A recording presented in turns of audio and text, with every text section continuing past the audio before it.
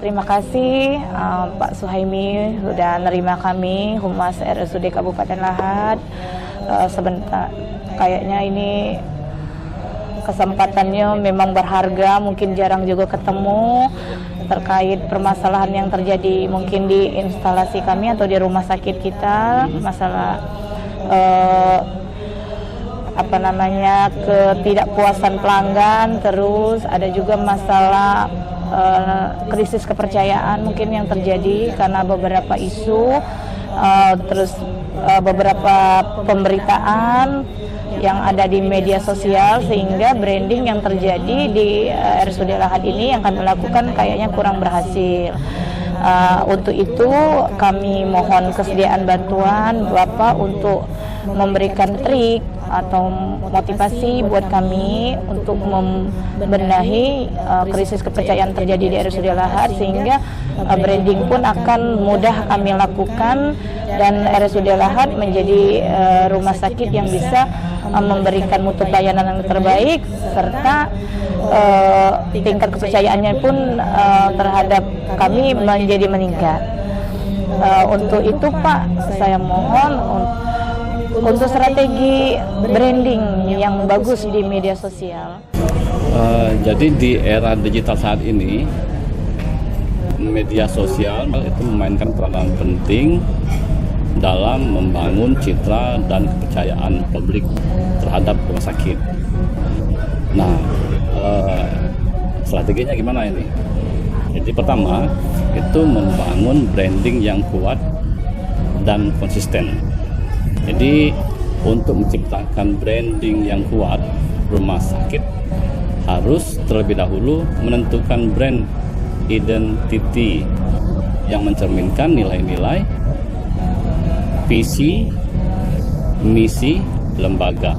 Ini harus terlihat jelas dalam setiap konten yang dipublikasikan, mulai dari tone komunikasi, desain, visual, hingga pesan yang disampaikan. Itu yang pertama ya. Terus strategi yang kedua, jenis konten yang efektif, seperti misalnya konten edukasi kesehatan, itu memposting mengenai tips kesehatan, pencegahan penyakit, atau penjelasan medis yang sederhana yang diminati oleh masyarakat. Itu jenis konten lain seperti kisah inspiratif pasien.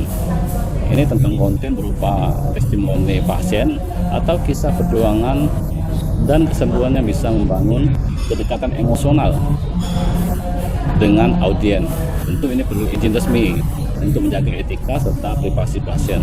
Jadi kalau kita membuat video atau narasi tentang kisah inspiratif pasien, sebelum kita tayangkan itu harus izin dari mereka dulu. Setelah mereka setuju, ya baru kita tayangkan ke media sosial. Nah, terus jenis konten lain itu misalnya kegiatan yang terjadi di balik layar atau di belakang layar. Jadi kita membuat konten tentang kegiatan, misalnya menampilkan keseharian seorang tenaga medis, atau misalnya ada persiapan operasi. Lalu jenis konten apa lagi yang efektif? Yaitu misalnya konten tentang program sosial atau CSR. Jadi kita mendokumentasikan kegiatan sosial seperti bakti kesehatan atau donor darah yang menunjukkan rumah sakit peduli pada masyarakat luas. Lalu misalnya kita bahas lagi konten tentang lip session atau Q&A dengan dokter. Jadi sesi ini di mana sesi konten yang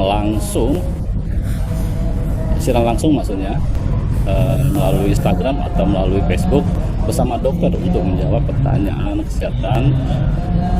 Ini sangat efektif dalam membangun interaksi langsung antara pasien, keluarga pasien dengan dokter yang berada di rumah sakit.